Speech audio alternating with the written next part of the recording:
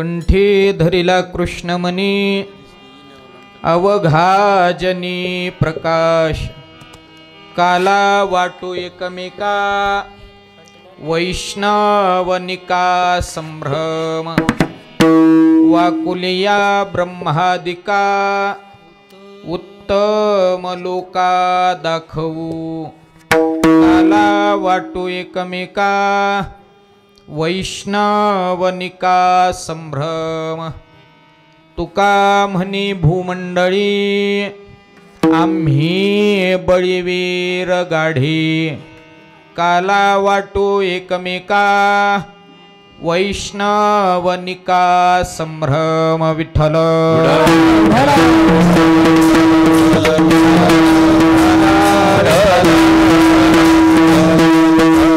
महायोग पीठे तटे भीमरथ्यां वरं पुंडरीकाय दातुं मुनीन्द्रैः समागत्य तिष्ठन्तमानन्दकन्दं परब्रह्मलिङ्गं भजे पांडुरंगाचे रूप प्रथम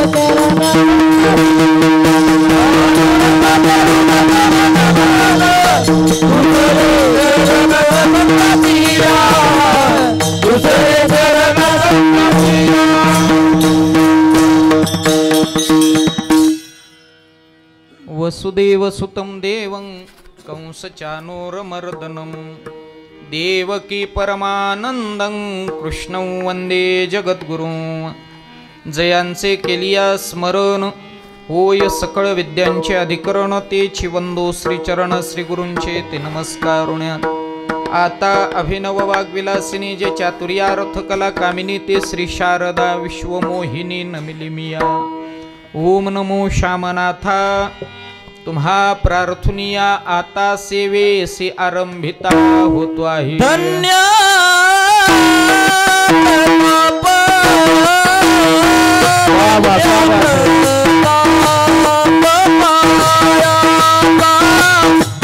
धन्य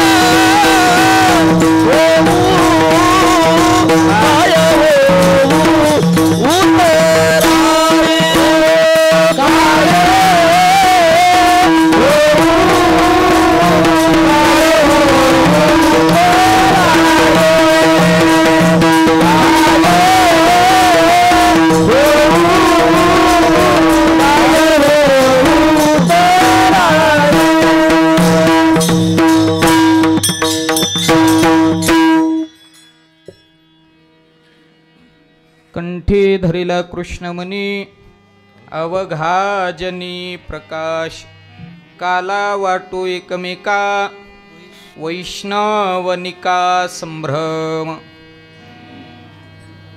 पवित्र पावन असणारी नगरी आणि भगवत भक्तीनं अत्यंत पुनीत असणारा हा श्रद्धा हॉस्पिटलचा परिसर. काल्याच्या प्रसंगानं संकीर्तनरूपी सेवेसाठी निवडलेला अभंग सर्वांच्या ज्ञात आहे, परिचित आहे. आणि संप्रदायामध्ये या अभंगाला काला या संबंधानं अनन्यसाधारण महत्त्व आहे. कारण हा अभंग म्हटल्याशिवाय काल्याचं वाटपच होत नाही अशा अधिकाराचा हा अभंग. अभंगाकडे काल्याच्या प्रसंगाकडे म्हणजे संकीर्तनरूपी सेवेकडे वळण्यापूर्वी परिहार. अंबरीश वरद श्री भगवंताच्या पावन असणाऱ्या भगवंत नगरी बार्शीमध्ये 2 वर्षापासूनची अत्यंत उज्ज्वल अशी, जगाला प्रेरक अशी आणि ज्ञान जगामध्ये प्रसारित व्हावं हा मूळ उद्देश ठेवून चालत असणारी सप्ताह परंपरा. गतवर्षी श्रद्धा हॉस्पिटलच्या 5व्या वर्धापन दिनाचा औचित्य साधून खूप मोठ्या स्वरूपामध्ये, भव्यदिव्य स्वरूपामध्ये 8 दिवसाचा सोहळा संपन्न केला होता. यावर्षी सप्ताहाचं 2रं वर्ष आपलं आणि विशेषत्वे करून या 2ऱ्या वर्षामध्ये एक खूप मोठी पर्वणी किंवा ज्याला दुग्ध शर्करा योग आपण म्हणू. आणि दूध आणि साखर हे दोन्ही जर मिळाले तर मग त्याची बासुंदी होते. असा हा आम्हाला बासुंदी सेवन करण्याचा यावर्षीचा योग आमच्या जीवनामध्ये आला आहे. आणि तो प्रसंग आहे, ज्यांनी अव्याहतपणे निष्काम स्वरूपानं आणि कर्मयोग या अनुषंगानं ज्यांनी केवळ आणि केवळ जगाची सेवा वैद्यकीय क्षेत्राच्या माध्यमातून केली आहे, असं एक उत्तुंग व्यक्तिमत्व, ज्यांच्या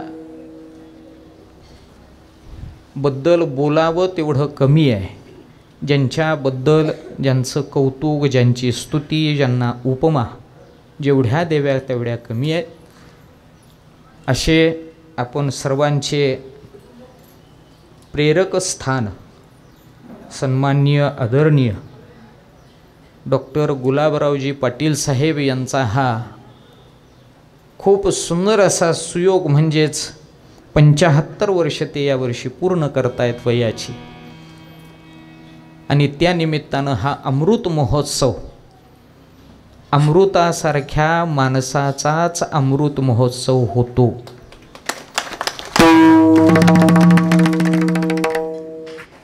आणि म्हणून अशा अमृतासम असणाऱ्या डॉक्टर गुलाबरावजी पाटील साहेब यांच्या अमृत महोत्सवाच्या निमित्तानं आपण सर्वजण 3 दिवस झालं त्यांना शुभेच्छा देतो आहे.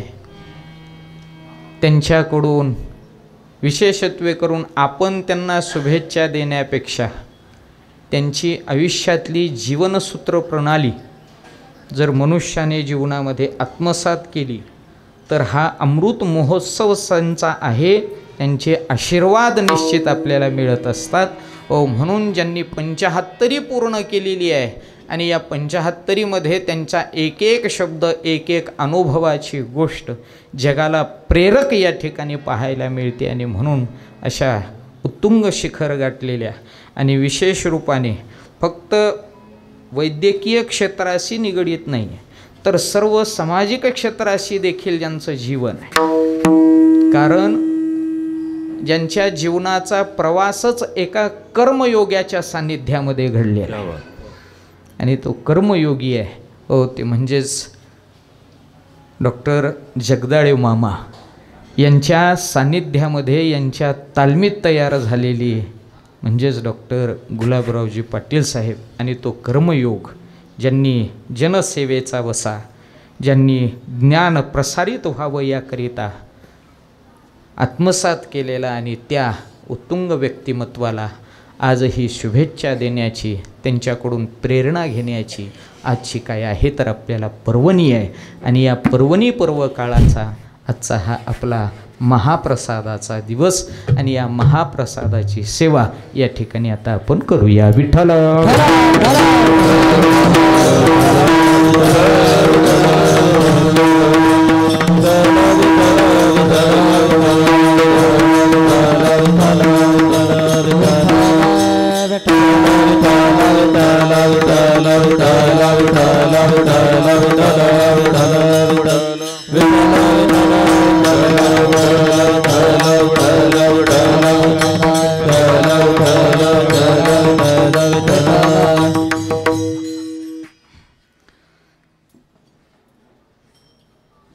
आणि हा अमृत महोत्सव 6वा वर्धापन दिन असा हा सुयोग ज्या योगे संपन्न होतो आहे ते म्हणजेच डॉक्टर साहेबांच्या या पूर्ण आयुष्यकाळामध्ये ज्यांनी खूप मोठी जिम्मेदारी पेलवत आणि हाच वैद्यकीय क्षेत्राचा वसा ज्यांच्या निश्चित जीवनामध्ये आहे अशा डॉक्टर सौभाग्यवती मीनाक्षीताई गुलाबराव पाटील साहेब.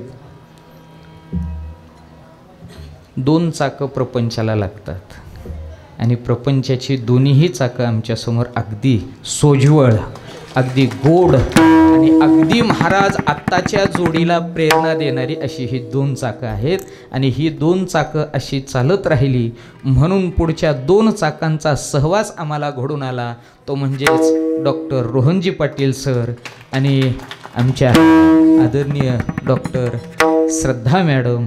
अशा या गोड कुटुंबाला जेवढे धन्यवाद द्यावे, जेवढ्या शुभेच्छांचा वर्षाव करावा. मी तर म्हणतो अशा व्यक्तिमत्वांचं आपण कौतुक काय करावं, अशा व्यक्तिमत्वांबद्दल आपण स्तुतिसुमनं काय उधळावी. यांची कीर्ती साक्षात देव वाखाणील एवढी महाराज यांची कीर्ती आहे.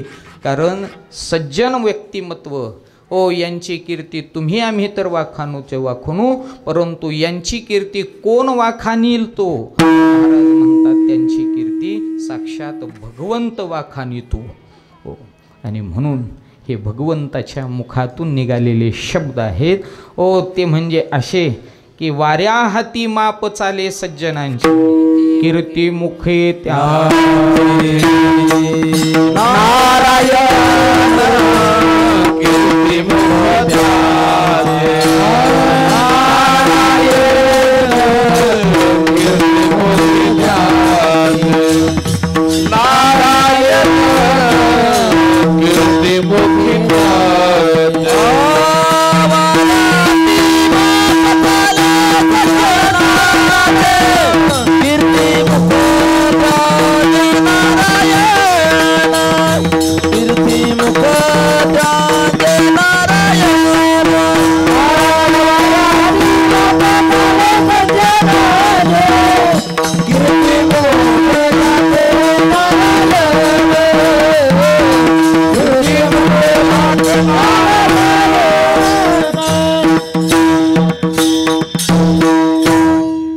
हाती माप चाले सज्जनांची कीर्ती मुख त्यांचे नारायण.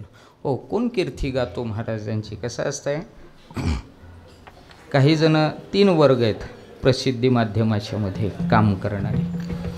काही जण स्वतःची प्रसिद्धी स्वतः करतात, काही जण स्वतःची प्रसिद्धी स्वतः करतात, काही जणांच्या बाबतीमध्ये जग त्यांचं प्रसिद्धी करतं. आणि काहींची प्रसिद्धी हे स्वतःही करत नाही आहे, जगही करत नाही आहे, तर साक्षात देव करतो आहे. आणि अशी काही घटक आहेत ज्यांची प्रसिद्धी जगानंही केली आहे आणि देवानंही त्यांची प्रसिद्धी केली आहे आणि ते म्हणजेच आमच्या अमृत महोत्सवाचा कणा आहे. एवढी मोठी प्रसिद्धी देवाच्या स्वरूपानं. स्वतःची प्रसिद्धी स्वतः करणं म्हणजे व्हॉट्सअपवर घासून घासून स्टेटस ठेवणं, फिल्टर लावून. स्वतःची प्रसिद्धी स्वतः करणं. स्वतःची प्रसिद्धी दुसऱ्यानं करणं म्हणजे माझं स्टेटस ठेव रे बड्डेला. हो महाराज, हे दुसऱ्यानं प्रसिद्धी करून घेणं. आणि तिसरी प्रसिद्धी अशी आहे, तिथं कोणाला म्हणण्याचं काम नाही आहे, कोणाला दाखवण्याचं काम नाही. त्यांचं जीवन पाहिलं की महाराज दिसून येतं की यांची प्रसिद्धी करण्याची गरज नाही आणि तुम्ही आम्ही त्याचा अट्टहास करण्याची गरज नाही. त्यांची प्रसिद्धी महाराज देव करतोय. आणि ही देव प्रसिद्धी करत असताना हे पोहोचवतो कोण लोकांपर्यंत, तर महाराज देवाच्या मुखातला शब्द हे तुम्ही आम्ही नाही पोचवत, तर वारा घेऊन फिरतो अख्ख्या विश्वामध्ये. ही कीर्ती देवाच्या मुखातून निघाली आहे. कोणाची आहे आणि कोण प्रसरवतोय, तर देवाच्या मुखातून निघालेली कीर्ती ती प्रसारित करण्याचं माध्यम जर कोण निवडलं असेल तर वारा. कारण वारा हा कुठं पोहोचला नाही अशी आणखीन जागा शिल्लक नाही. आणि म्हणून अशी कीर्ती ज्यांची आहे ते म्हणजेच आपल्या अमृत महोत्सवाच्या निमित्तानं आपल्याला सर्वांना त्यांना शुभेच्छा देता येत आहेत असं व्यक्तिमत्व म्हणजेच महाराज या ठिकाणी पाटील गुलाबरावजी साहेब. अत्यंत महत्त्वाचं काय असतं, आपण शुभेच्छा द्याव्या यात काही नवल नाही, पण ज्यांना आपण शुभेच्छा द्याव्या, लहान मुलगा असेल तर हॅपी बर्थडे टू यू, बरं वाटतं. आता 75 पार करणाऱ्या व्यक्तिमत्वाला आपण हॅपी बर्थडे टू यू काय म्हणावं? नाही म्हणू शकत डॉक्टर साहेब आम्ही तुम्हाला हॅपी बर्थडे. आम्ही काय म्हणणार, तर तुम्ही जो तुमच्या जीवनात अनुभव आत्मसात केलाय, ज्या अनुषंगानं तुम्ही या उत्तुंग शिखरावरती पोहोचलाय, ते तुमचं जीवन आम्हाला कसं प्रेरक बनेल याच्यासाठीची आम्हाला सूत्र प्रणाली द्या. अकल्पायुष व्हावेत या कोला, अकल्पायुष व्हावेत कोला, अकल्पायुष व्हावेत या कोला, अकल्पायुष व्हावेत या कोला. माझिया सकला हरिच्या दासा, माझिया सकला हरिच्या दासा, कल्पनेची भाषा कल्पनेची भाषा कल्पनेची बाधा नो कवने काळी, कल्पनेची बाधा नो कवने काळी.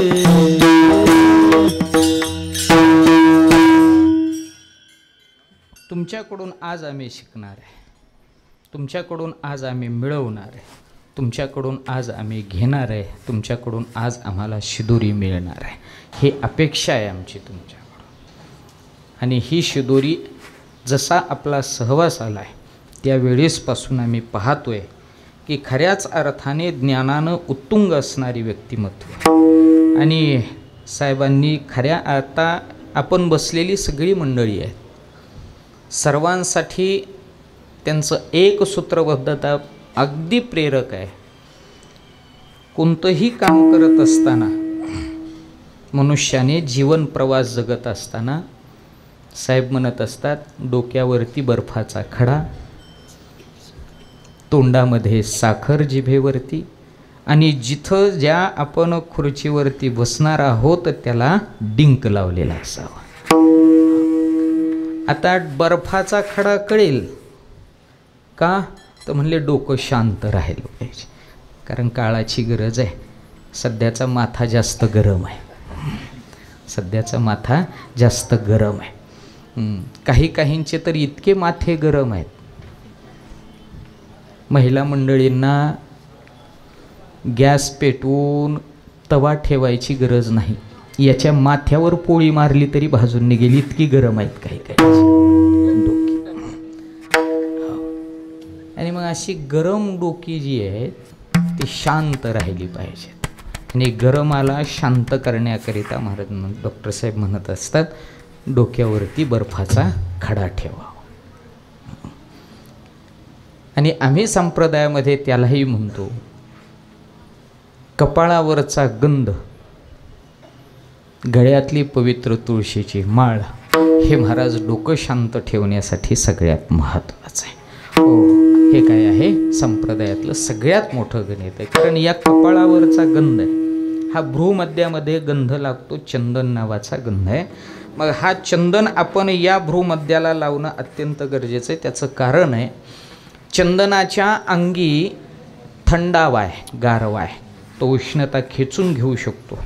जसं मस्तिष्काची उष्णता खेचून घेण्याकरिताच हा चंदन कपाळी लावणं गरजेचं आहे. हा चंदन कपाळी लावणं गरजेचं आहे. कारण हा चंदन कपाळी लावला की तो डोक्याची उष्णता खेचून घेतो. चंदनाचा गुणच आहे. तापली चंदन निववितो कुडी, त्रिगुण तो काढी संत संग. शरीर तापलं की चंदन त्याला शांत करतो, थंड करतो. हे चंदनाचा काय आहे तर गुणधर्म आहे. आणि म्हणून कपाळाला चंदन लावावा. आणि हा चंदन महिला मंडळींना तर माझी आवर्जून विनंती असते, लहानपणापासूनच घरी आपल्या बाळांना चंदन लावायला शिकवा. महिला मंडळी विनंती आहे आपण सर्वांना, माझ्या उपस्थित आहे त्यांना, लहानपणापासून बाळाला चंदन लावायला शिकवा. म्हणजे मोठ्यापणी ते दुनियाला लावत आहे. हो, चंदन कपाळी लावायला शिकवा. हो, गरजेचं आहे चंदन हा भ्रूमध्यामधला.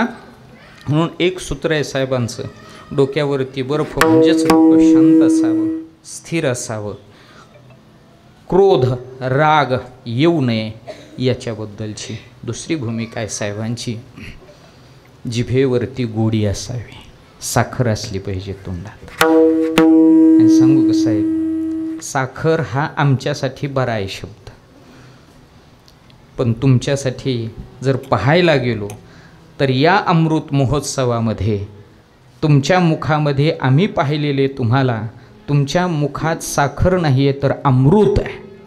मुखी अमृताची वाणी, मुखी अमृताची वाणी, मुखी अमृताची वाणी, मुखी अमृताची वाणी. देह वाते, देह देवाते, देह देवा ते कारणी. मुखी अमृताची वाणी, मुखी अमृताची वाणी.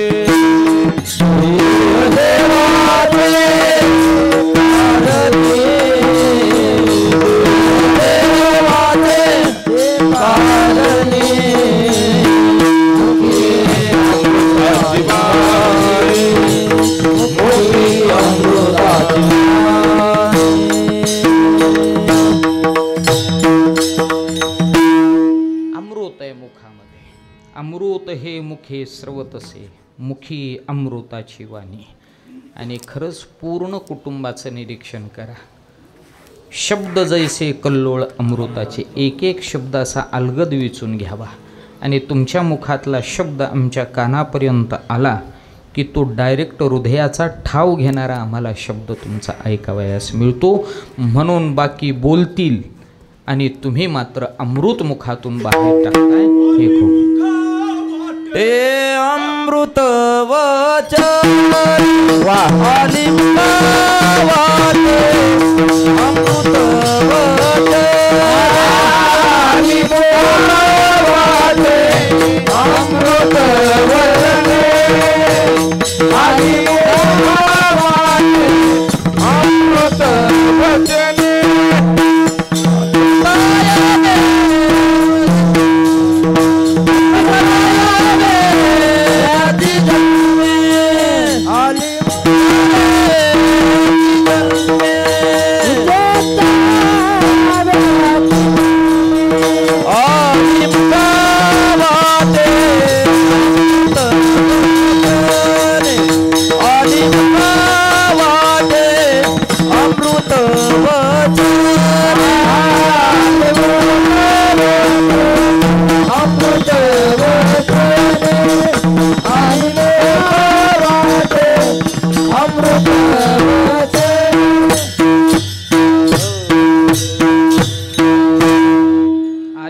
मुखा वाटे अमृत वचने उत्तीर्णता येणे नोहे जन्मी.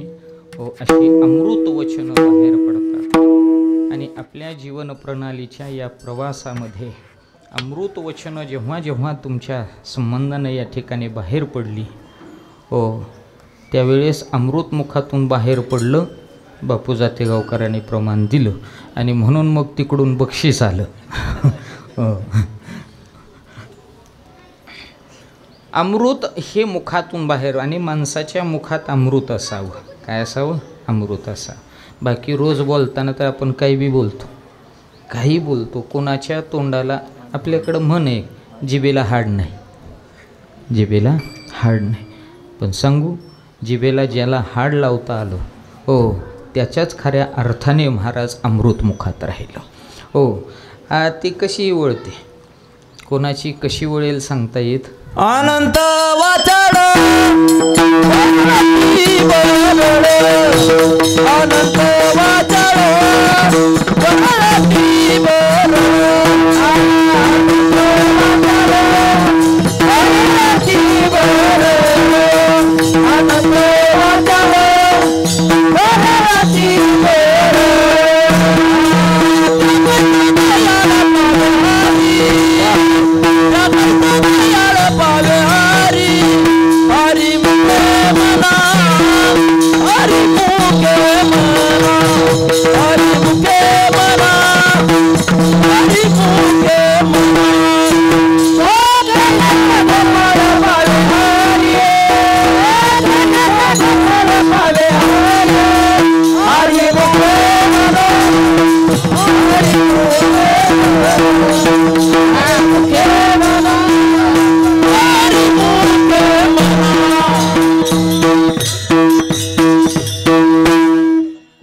अनंत वाचाळ बरळती बरळ.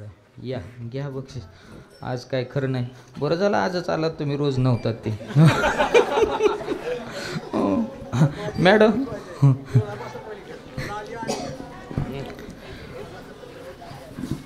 काका महाराज आले की मला जरा टेन्शनच येतं मॅडम.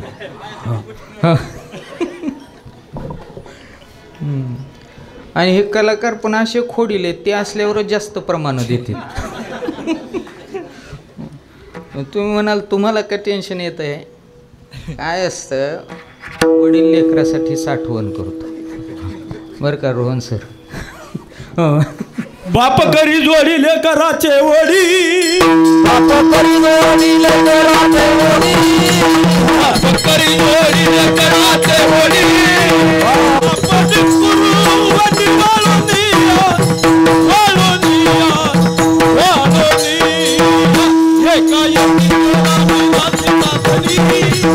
एकाएकी केला विराजीचा धनी, एकाएकी केला विराजीचा धनी, एकाएकी केला विराजीचा धनी.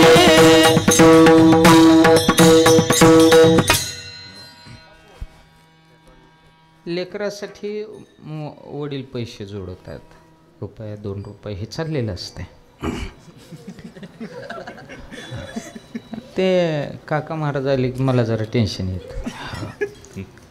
आता शेवटी त्यांनी पैसे दिले म्हणजे माझेच गेले ना.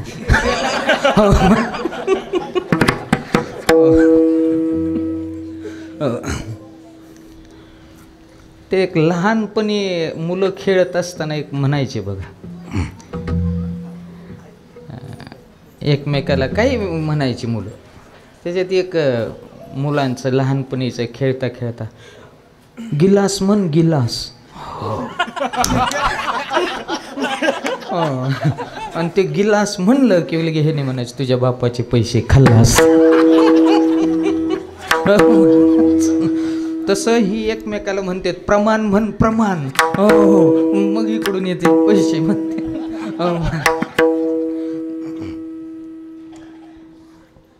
पण कलाकारांवरती प्रेम, कलाकारांबद्दलचा आदर, कलाकारांबद्दलची आत्मीयता, याच्यातली खऱ्या अर्थाची जाण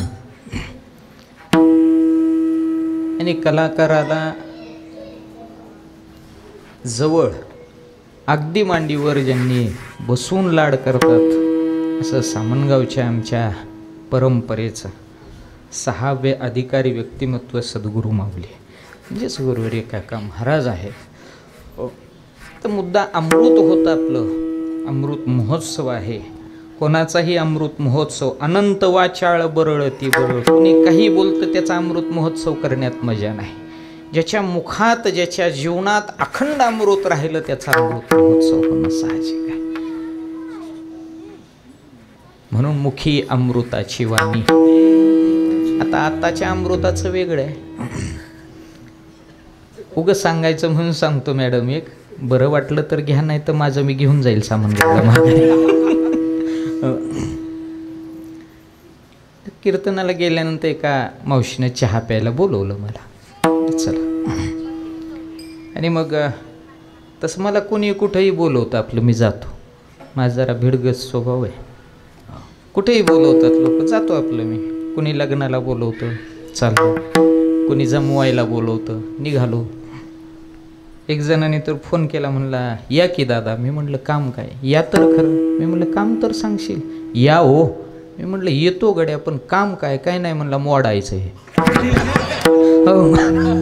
हो, जमवायचं ठीक आहे, आता मोडायला बी. मी म्हटलं मोडायला आम्ही कशाला? म्हणले महाराजाच्या हातनं बरं मोडतंय जरा. मी म्हटलं लोक महाराजाला मोडतील त्याचं काय पुन्हा. मग जातो मी. फोन आला की एक जणाने तर पहाटे 5:30ला फोन केला मला. मला वाटलं अलारामच वाजला की काय, पण रिंगनं उठलो, जागा झालो, बघितलं तर कॉल येतोय. फोन उचलला. मी म्हणलं बोला, एवढ्या लवकर कशाला? म्हणला दादा 120च्या स्पीडने निघायचं तुम्ही. मी म्हणलं येतो, 120च्या काय 140च्या स्पीडनं येईल मी. पण म्हटलं काम काय आहे सांगा. तो म्हणला कधीपासून तुम्ही काम विचारायला लागला? मी म्हणलं तसं नाही, आता विचारायचीच गरज पडायली. लोक कशाला बी बोलवायला लागली. लोक कशाला बी बोलवायला लागली. म्हणले तुम्हाला कशाला बोलवते? मी म्हणलं कशाला बी म्हणजे काय? हो, त्या देवदेवाला बी लोक बोलवायला लागली. हो, म्हणून आधी विचारलेलं बरं. हो, नाही बाबा म्हणलं काम काय सांग. तो म्हणाला सांगायची काय गरज नाही, तुम्ही लवकर या. अरे बाबा येतो लगेच मी, पण काम काय? तो म्हणाला 10वा आहे. म्हणलं मी काय कावळा आहे काय? चला बोलवते, कुठेही लोक जावं लागतं. मग ते मावशीने बोलवलं. दारात आलो. मावशीच्या घर अगदी प्रसन्न वाटलं. रंगरंगोटी दारावरती, भालदार चोपदार नवीन गणपतीचं चित्र, सनई चौघडा काढलेला होता. अतिशय छान वाटलं आणि मनात लगेच आलं लग्न असेल घरामध्ये. ही शुभचिन्ह आहेत, मंगलचिन्ह आहेत. भालदार चोपदार, सनई चौघडा, गणपतीचं चित्र, असं वाटतं ना. बऱ्याच जणाला वाटतंय लागावं आपल्या भिंतीला असे चित्र.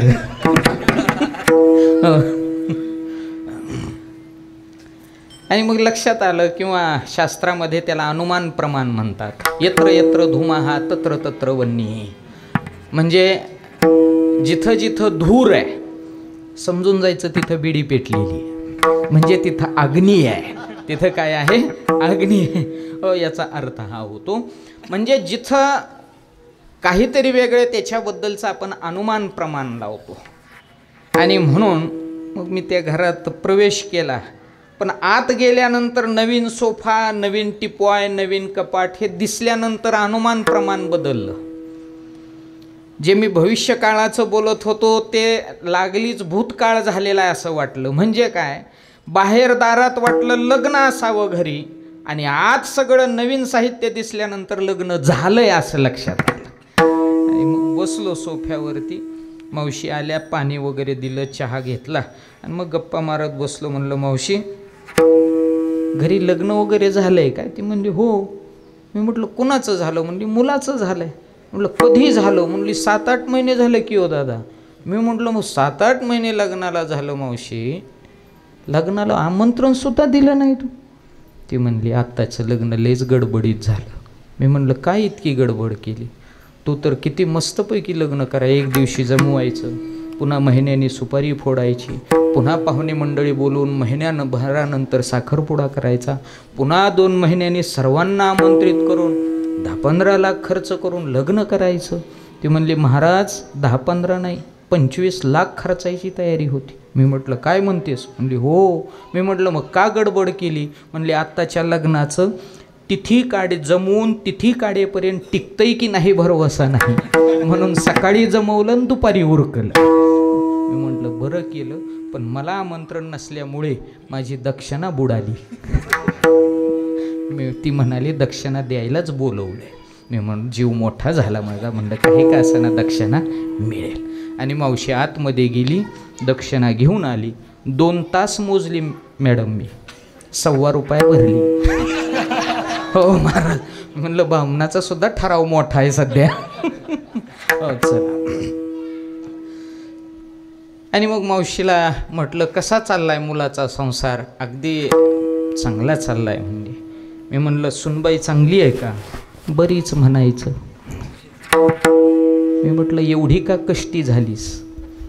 अजून तर तुझी काष्ट व्हायची, तोपर्यंतच कष्ट. म्हणाली एवढं महाराज बरीच म्हणायचं. मी म्हटलं आजपासून बरी नाही, हो काय म्हणावं? हो चांगली आहे म्हणावं. ती म्हणली असते चांगली, पण माझी कुठं सून मीनाक्षी ताईच्या सुनसारखी आहे. हो. मी म्हटलं ठीक आहे, सून चांगली म्हणायला हरकत नाही. ती म्हणाली उद्यापासून म्हणेल. मी म्हणलं आत्ताच म्हणायला सुरुवात करायची चांगली. आणि सांगू का सासूनी सून कशी असू म्हणावं चांगली. हो. लोकात म्हणायचं महाराज माझी सून हा हा हा हा, घरी स्वतःच का तिला चहा करून देणं होईना. बाहेर म्हणायचं सून माझी लेवटी. म्हणलं चांगली आहे, ठीक आहे म्हणलं हरकत नाही. म्हणलं मुलगा कसा गोड बोलतोय का नाही? ती म्हणली त्याला काय झालं गोड नाही बोलायला? मुडद्याच्या म्हणली अमृताची वाणी आहे तोंडात. म्हटलं खरंच म्हणते का? म्हणलं 7-8 महिने लग्नाला होऊन जर मुलगा गोड बोलत असेल. ती म्हणली गोड नाही अमृताची वाणी. मी म्हटलं मग अमृताची वाणी म्हणजेच गोड बोलणे. ते म्हणले गोड नाही, त्याच्या बायकोचं नावच अमृत आहे, अमृताची वाणी. हो महाराज ज्याला असेल त्यांनी सांभाळा. हो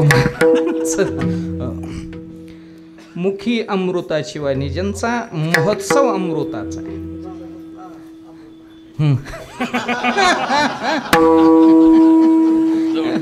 लय वरच्या अमृताकडे जाऊ नका आता.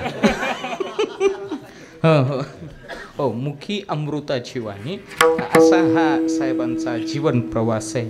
आणि देहाच्या बाबतीमध्ये देह देवाचे कारणे निश्चित आहे. देव म्हणजे काय? देवाची सेवा करणं म्हणजे काय?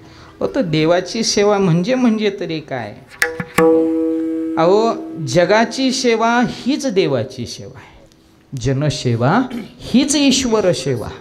आणि जनसेवेचा वसा ज्याने जीवनामध्ये आत्मसात केलाय अख्ख्या कुटुंबानं, हो अख्ख्या कुटुंबानं, हो त्यांच्या जीवनाचा प्रवास हाच महाराज ईश सेवेचा प्रवास आहे, देवसेवेचा प्रवास आहे. आणि म्हणून जनसेवा हीच ईश्वर सेवा. प्रत्येक रोगी, प्रत्येक आजारी, प्रत्येक पेशंट जेव्हा यांच्याकडे येतो ना, त्यातला ते पेशंट म्हणून ट्रीटच करत नाहीत. अगदी आत्मीयतेनं त्याला किती मोठा जरी आजार असला तरी ते कळू देत नाहीत. आता काय झाले, थोड्या आजाराला लय मोठं बनवलं, हो की भारी दिसतंय. हो परंतु इथं असं आहे, हो आजार किती मोठा असू द्या, अगोदर त्या डॉक्टरकडं पाहिलं कीच महाराज तो पेशंट जो आहे तो 50% शांत होतो. त्याला वाटतं मी इथं आलो की समाधान वाटतंय, आजार गेल्यासारखा वाटतोय. आणि उर्वरित 10-5% त्याचा शिल्लक राहिला असेल तर यांच्या गोळ्याने राहतो. आणि मोठ्या साहेबांचं तर असं होतं, मी शाळेत असताना अनुभवलेली गोष्ट आहे. डॉक्टर साहेबांकडं गेलं, पहिलं शरीर सांभाळा, 1 लिटर दूध प्या. हो गुलाबराव पाटील डॉक्टर साहेबांकडं जायचं म्हटलं की सगळ्या पेशंट, आणि पेशंट यांच्याकडंच यायची त्यावेळेस, आणि परमनंट पेशंट होते तुमच्याकडे येणारे. हो 1 लिटर, हो म्हैस पाळा 1 लिटर दूध प्या. हो म्हशीच्या मागं फिरला की व्यायाम होईल, आणि व्यायाम झाला की 1 लिटर दूध पचेल. असा सिद्धांत होता हा. हो महाराज, हो अगदी महत्त्वाचं, खूप गोड वाटायचं. मी लहानपणी शाळेत असताना बसायचो सर तुमच्या कॅबिनला, कधी कधी ते सुरवशीबरोबर माझ्या मित्राबरोबर बसायचो आम्ही हॉस्पिटलमध्ये. गोड वाटायचं त्यावेळेस. मॅडम तुमच्याकडं बघून जरा त्यावेळेस भीती वाटायची मला. तरी मला तो सुरवशी म्हणायचा, तो मॅडमला का भेटू? मी म्हटलं मला जरा मॅडम कडक वाटते. हो सरांपाशी बसेल म्हणायचो मी. हो नाही पण खरंच जीवन प्रवास इतका गोड, इतका सोज्वळ, आणि अशा सोज्वळ प्रवासाला निश्चित महाराज अमृत महोत्सवामध्ये निश्चित परावर्तित करणं हे देवाचं कार्य ठरलं आहे. आणि म्हणून अशा सोज्वळ जीवनाला महाराज मुखात अमृत आहे. देहाचं कार्य महाराज देवासाठी आहे. आणि म्हणून आज त्यांना शुभेच्छा नाही तर त्यांचा आदर्श जीवनामध्ये आपण या ठिकाणी घ्यायचा. मी म्हटलो डोक्यावरचा बर्फ लक्षात ठेवायचा, मुखातली अमृताची वाणी लक्षात ठेवायची, गोड वाणी असावी हे लक्षात ठेवायचं. आणि त्यांनी सांगितलं खुर्चीला डिंक लावायचा, खुर्चीला डिंक लावायचा. हो एक जण म्हणले डिंक कशाला? हो दुसरा आल्यानंतर तो बसला की उठलाच नाही पाहिजे याकरिता लावायचं. पोरं चिंगम लावतात बघा, चिंगम. हो ते तसं काय म्हणजे तसं नाही रे बाबा. आपण जे काम करतोय ना, जेही काम आपण घेतले, कधी कधी काय होतं आपल्याला अपेक्षित कामं मिळत नाहीत, अनपेक्षित कामं असतात, पण तोच आपला जीवन प्रवास होतो. मग त्यावेळेस आपलं कामावर प्रेम नसतं, पण चला दिलेलं आहे, लादलेलं आहे, बळजबरी आहे म्हणून ते पार पाडायचं असं म्हणून आपण कामाला लागतो. परंतु काम आवडीचं असू द्यात किंवा आवडीचं नसू द्यात, पण मिळालेल्या कामाला एवढं घट्ट चिकटून राहावं की ते चिकटून घट्ट राहिल्यानंतर त्या कामाचा सुगंध अख्खं जगत महाराज दरवळलेला सुगंध घेईल, एवढं त्या कामाला महाराज चिकटून राहावं तर त्याच्यामध्ये सक्सेस आहे. हा साहेबांचा काय आहे मूळ सिद्धांत आहे. म्हणून तुमच्याकडून आज आम्ही अमृत महोत्सवाला शिकलो. डोकं शांत ठेवायचं आहे, मुखानं गोड बोलायचं आहे आणि कामाला चिकटून राहायचं आहे. हे सिद्धांत प्रणाली तुमची जीवनामध्ये. आणि म्हणून असाच प्रवास जर असेल तर तो खऱ्या अर्थाने काल्याचा अधिकारी बनतो.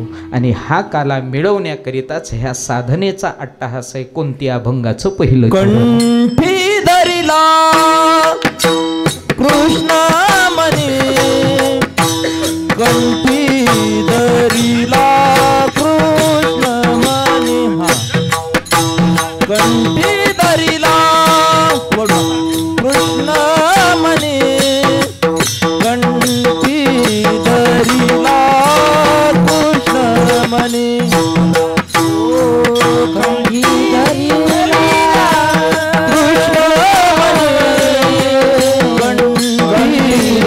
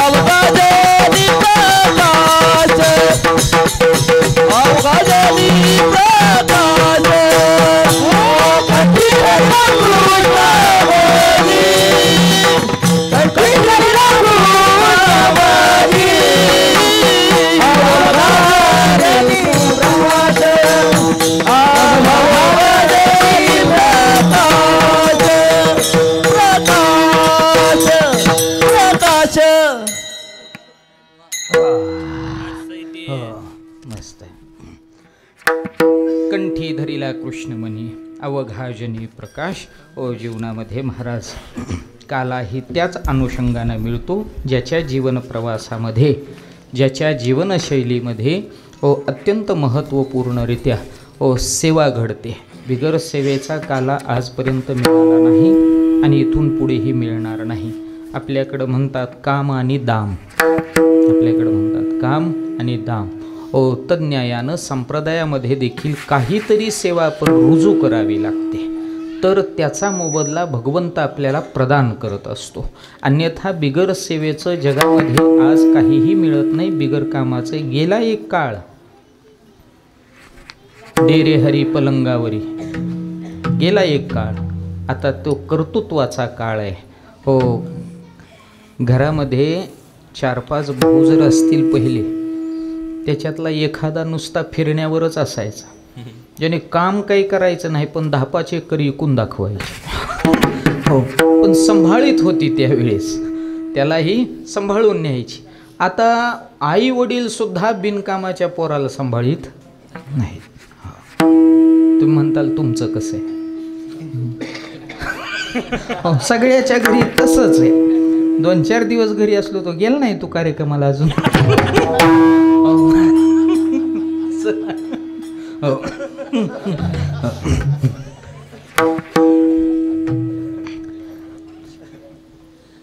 मुद्दा असा आहे, कर्तृत्वाशिवाय फलश्रुती हा सिद्धांतच उमटत नाही. आणि त्या न्यायानं याही संप्रदायामध्ये कर्तृत्वाला अनन्यसाधारण महत्त्व आहे. आणि ते कर्तृत्व आहे ते महाराज हे 3 दिवसाचं अथक सेवेचं प्रतीक. म्हणजे काय तर होणारा रोजचा काकडा असेल, हरिपाठ असेल, कीर्तन असेल, भजन असेल, ही सेवा जी भगवंताच्या नामघोषाची आहे, त्या नामघोषाच्या माध्यमातूनच आपल्याला दहीलाहीचा प्रसाद जीवनामध्ये मिळतोय. मग हा जीवनामध्ये मिळणारा प्रसाद जो मिळतोय तो आपल्याला आपण केलेल्या साधनेनं मिळतोय. पण हा जो मिळतोय तो आपल्या हातात कोण देतोय? प्रसाद देतो पंढरीनाथ, प्रसाद देतो पंढरीनाथ, प्रसाद देतो पंढरीनाथ,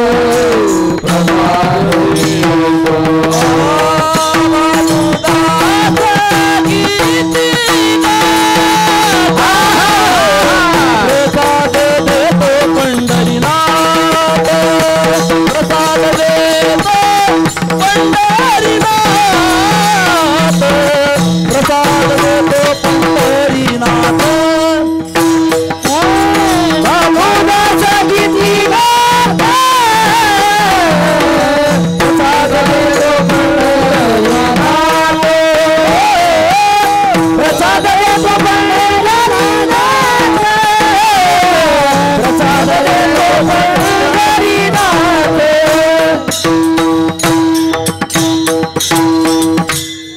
भानुदास गीती गात प्रसाद देतो पंढरीनाथ. देवाचं भजन आपण करावं आणि देवानं आपल्याला प्रसाद द्यावा, ही महाराज संप्रदायातली खूप मोठी परंपरा आहे. जगाचं सेवकत्व स्वीकारल्यानंतर प्रापंचिक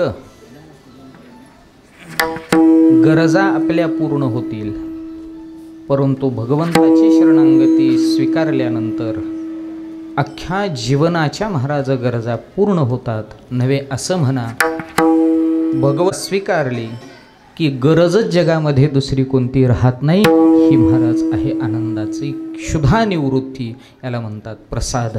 आणि मग हा प्रसाद कोण देतो तर महाराज देव देतो. प्रसादामधली किंमत अशी आहे, जेवण पोटभर आहे आणि प्रसाद शीतभर आहे. जेवण पोटभर आहे, प्रसाद शीतभर आहे. जेवण केल्यानंतर एक वेळ जेवलो की दुपारी कावळा ओरडणार आहे आणि संध्याकाळी पोटामध्ये आग पडणार आहे. जेवण पण प्रसादामध्ये अशी क्षुधा निवृत्ती आहे की हा प्रसाद सेवन केल्यानंतर पोटाचं माहीत नाही आहे, पण चित्त समाधानी होणार आहे, प्रसन्नता लाभणार आहे. प्रसादेर असतो प्रसन्नता. दुःख निवृत्ती होणारे प्रसादामध्ये सर्व दुःखांची काय होते तर हानी होते, होळी होते. आणि म्हणून प्रसाद महत्त्वाचा आहे. मग हा प्रसाद मिळण्याकरिता काय करावं? कंठी धरिला कृष्णमणी अवघाजनी प्रकाश. ओ महाराज, प्रसाद मिळण्यासाठी हा दहीलाहीचा प्रसाद मिळण्याकरिता मुखातलं नाम, आणि दुसरा एक प्रसाद आहे ज्याला अनुभवाचा म्हणतात. तो अनुभवाचा प्रसाद आहे अख्ख्या विश्वामध्ये आनंद प्रसारित होणं. दृष्टीनं महाराज अंधकार सोडून फक्त आणि फक्त महाराज प्रकाश उरणं. ओ नव्हे असं म्हणा, देव हा सर्व व्यापक आहे याची अनुभूती येणं हा अनुभूतीचा काय आहे तर प्रकाश आहे. आणि हा प्रकाश पडण्याकरिता कंठात कृष्णमणी धारण करावा. आणि हा आत्मसात केल्यानंतर मग अवघाजनी प्रकाश. आता अवघाजनी प्रकाश या शब्दाला थोडक्यात उदाहरण देतो म्हणजे लक्षात येईल. अवघाजनी आत्ताही प्रकाश आहे आणि तुकोबराय म्हणतात कंठात कृष्णमणी धारण केल्यानंतरही प्रकाश पडलाय. मग आत्ता आम्ही कृष्णमणी धारण न करताही प्रकाशच दिसतोय ना. प्रकाश आहे. कोणाचा प्रकाश आहे? हा कोणाचा प्रकाश आहे? सूर्याचा. तुम्ही त्या तरुण मंडळातले म्हणून म्हटलो. हे खडकलगावचं सूर्या तरुण मंडळ आहे. यांनी आता एक पंचदिनी सप्ताह केला. मॅडम ही छोटी मुलं आहेत, लहान लहान, अगदी 20 वर्षाच्या आतली 20-25 मुलं आहेत. तुमच्यासारख्या मंडळींचा आदर्श घेऊन यांनी छोटेखानी पण खूप मोठा सप्ताह यांनी 5 दिवसाचा केला. सूर्याचं त्याच्यासाठी सांगितलं. सूर्याचा प्रकाश पडला आहे. कशाचा पडला? सूर्याचा. अत्यंत महत्त्वाचा प्रकाश आहे. मग एखादा म्हणेल आत्ता दिसतंय ना, पण सांगू तुम्हाला दिसण्यात आणि तुकोबारांनी सांगितलेल्या प्रकाश या शब्दात काय फरक आहे. आत्ता जे दिसतंय ते दिसणं नाही आहे, ते दिसून न दिसलेलं बरं आहे अशा पद्धतीचं आहे. कसं?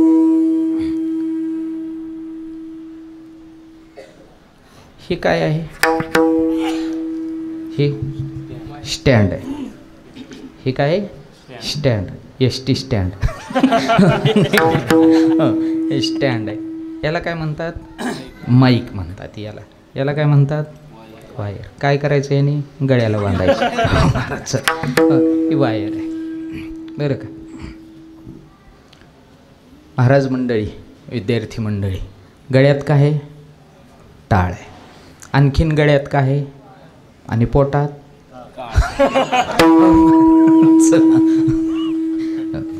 मार्मिकता असते. जाऊ चला.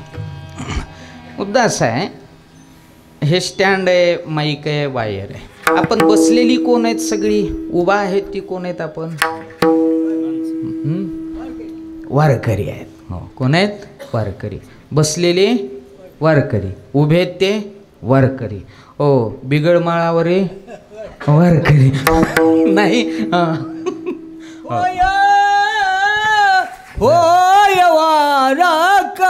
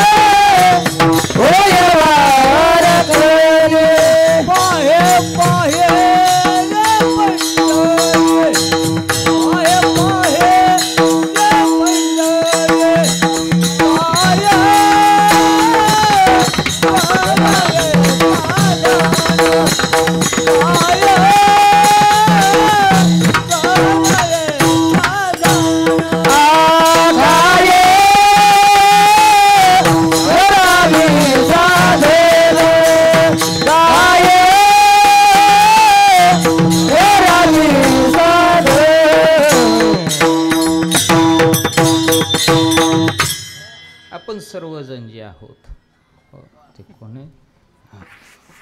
माणसं आहेत. आपण या या या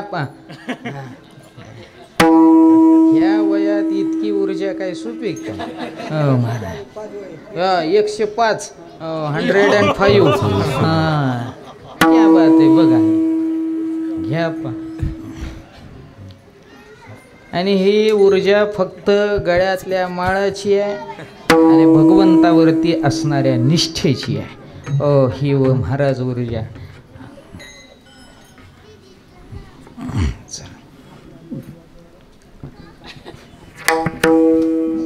आता लांबलं करा भजन विठ्ठल.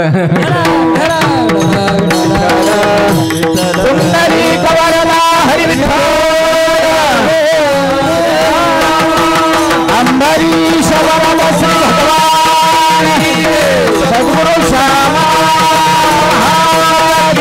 गोपाल कृष्ण भगवान सद्गुरु श्यामनाथ.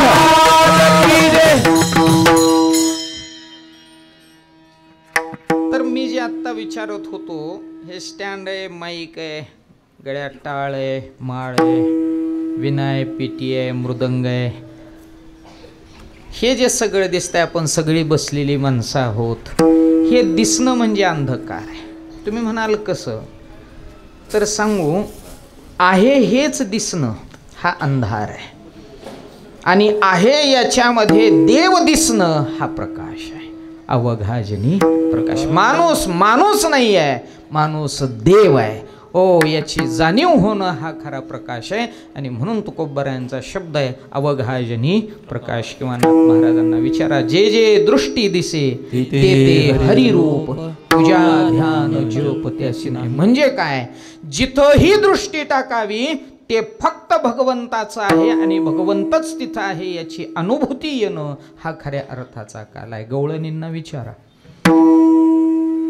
जिथं नजर टाकली तिथं भगवंत दिसला. एका गवळणीनं घरातून बाहेर निघाली, पाणी आणायला चालली, घरातून बाहेर पडली आणि लगे तिला जाणीव झाली. दुसरा पाय बाहेर टाकणार तेवढ्यात तो खालीच पाय टेकविना तसाच आदर पाय ठेवला. कहा पगडारू देखे अनेरा, कहा पगडारू देखे अनेरा, देखे तो सब वही ने घेरा, देखे तो सब वही ने घेरा. कहा पगडारू देखे अनेरा, कहा पगडारू देखे अनेरा, देखे तो सब वही ने घेरा, देखे तो सब वही ने घेरा.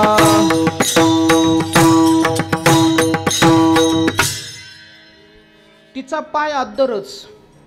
एक जमिनीवर टेकलाय, दुसरा पाय बाहेर जायचंय तिला, पण ती जमिनीवरच पाय टेकवायला तयार नाही. का विचारलं? टाकना पाय लवकर, निघना बाहेर लवकर. तिला प्रश्न पडला, आता मी पाय हा का जमिनीवर ठेवू? आणि ठेवू तर कसा ठेवू? म्हणजे का? तर जिथं मी पाय टाकील, जिथं मी पाय टाकील तिथं कोण आहे? भगवंत आहे. कहा पगडारो देखे अनेरा, देखे तो सब वही ने घेरा. याला म्हणतात अवघाजनी प्रकाश. आणि हा प्रकाश कशामुळे उमटला? कंठी धरिला कृष्णमणी. मग हा प्रकाश तुमच्या जीवनात आला, काला तुम्हाला मिळाला, तुमच्या पुरता मर्यादित नाही. महाराज म्हणतात हा आमच्या पुरता मर्यादित न ठेवता जगाला देण्यासाठी आम्ही प्रयत्नवादी. अभंगाचं दुसरं चरण. काला वाटू एक मेवा,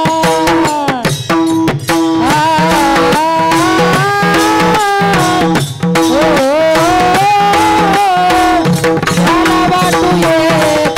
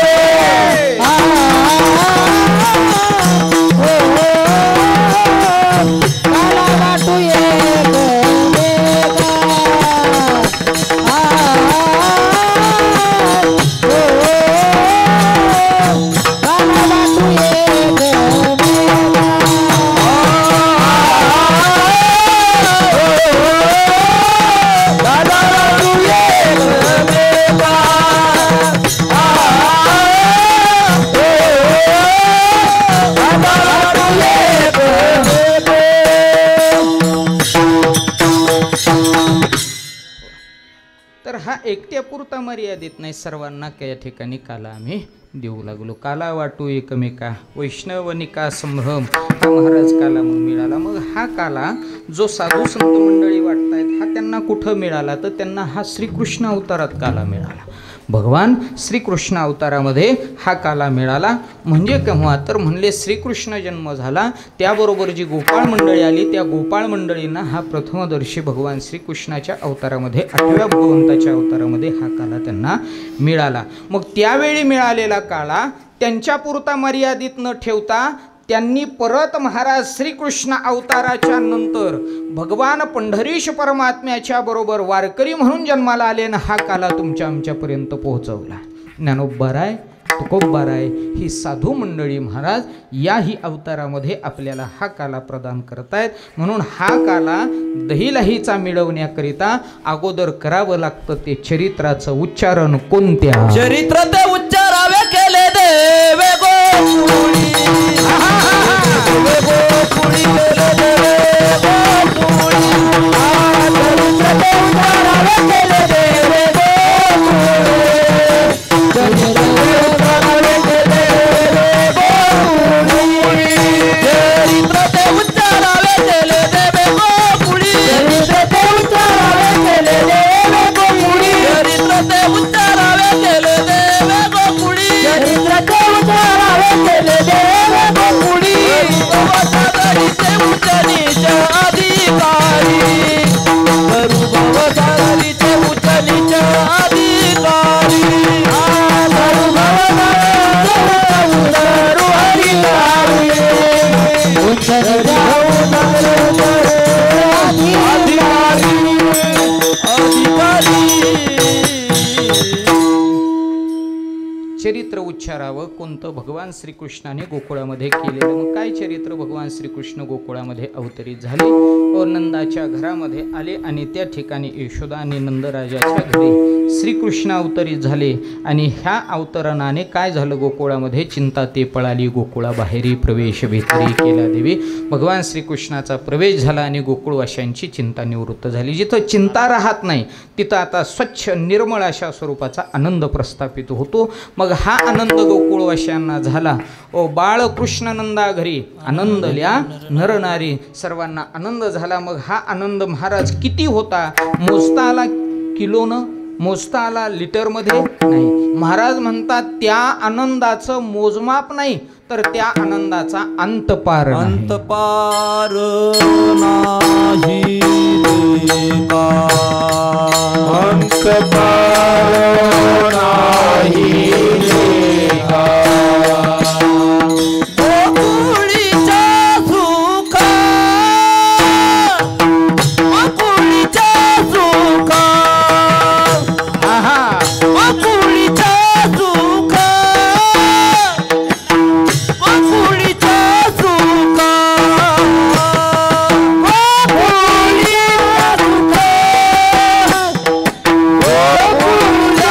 सुखा, गोकुळीच्या सुखा,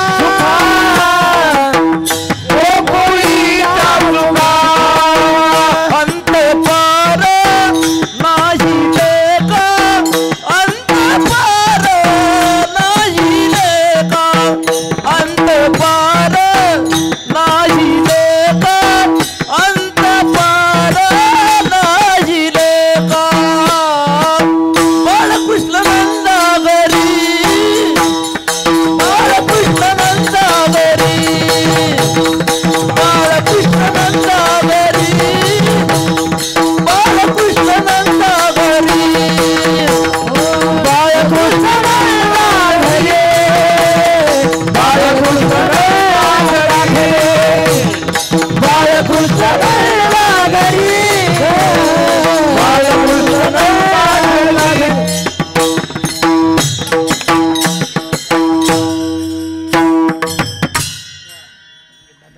गोकुळीच्या सुखा अंत पार नाही लेखा. एवढं सुख महाराज गोकुळामध्ये झालं का तर श्रीकृष्ण अवतरित झाले. मग याबरोबर भगवान श्रीकृष्णाची कार्यप्रणाली आता काय आहे तर परित्राणाय साधूनां विनाशाय च दुष्कृतां. ओ देव अवतरण 2 कार्यप्रणाली, साधूचं रक्षण, दुष्टांचा संहार. आणि म्हणून मग दुष्टांना आता त्याचा त्रास होऊ लागला. श्रीकृष्ण आला म्हणून गोकुळ आनंदित झालं, पण दुष्ट प्रवृत्तींना त्याच्या वेदना, मग त्याच्यामध्ये कंसाचा नंबर पहिला लागला. त्याला एकच त्रास होता, त्याला माहिती आता श्रीकृष्ण अवतरित झाला म्हणजे मी मरणार आहे, आणि मी मरायचं नसेल तर कृष्ण ठेवून चालणार नाही. आणि म्हणून श्रीकृष्ण संपवण्याकरिता महाराज त्याने राक्षसांना बोलवलं आणि राक्षसांच्या सभेमध्ये महाराज पैजेचा विडा ठेवला आणि पहिला पैजेचा विडा उचलण्याचा मान, कशाचा मान? पैजेचा विडा उचलण्याचा मान. कोणती पैज होती? कृष्णाला मारण्याची. कृष्णाला मारायच्या पैजेचा विडा उचलण्याचा पहिला मान एका स्त्रीनं घेतला, एका महिलेनं घेतला. तिचं नाव होतं पुतना. सगळ्याला माहिती आहे. एका सुद्धा गड्याची टाप झाली नाही कृष्णाला मारायला जायची. म्हणून त्यावेळेसपासून महिला काही कमी नाही. ती काय नुसत्या 1,500वर खुश होणाऱ्यातली नाही. महाराज चला, असं आहे ती पहिल्यापासून अग्रगणी स्थानावर आहे. कृष्णाला मारण्याची सुपारी घेणारी कोण आहे? पुतना राक्षसी आहे. आताच्या कृष्णाला तर चट मारतीये ती. महाराज असं आहे, काळ असा आहे. भगवान श्रीकृष्ण आले आणि मग पुतना राक्षसी श्रीकृष्णाला संपवण्याकरिता कंसाच्या दरबारातून निघाली. आता राक्षसी होती ती. मग अशी राक्षसी गोकुळामध्ये येणार आहे, पण ती तशी राक्षसी बनून नाही आली. मग ती अगोदर महाराज ब्युटी पार्लरला गेली. छानपैकी फेशियल वगैरे, आयब्रो वगैरे, बरंच काही फाउंडेशन वगैरे, काही मला जास्त माहीत नाही. आणि मग ती छानपैकी साडी वगैरे नेसून अशी गोकुळामध्ये अगदी सुंदर बनून गोकुळामध्ये आली. नामा म्हणे आली नंदाची. थोडंसं बाजूला सर्क्युल 10-5 मिनटं पुढं नेईल. रोहन सरांचाही आदेश मी थोडासा टाळील, थोडासा नेईल. पण हा आदेश काही कोणाचा आहे माहीत नाही तुम्हाला. हे जाधवर सरांचा आदेश. मॅडम, डॉक्टर साहेब असे सगळे ताब येत आहेत सध्या त्यांच्या, काला होईपर्यंत. हां, काला झाल्यावर मग ते मॅडम बघून घेतील.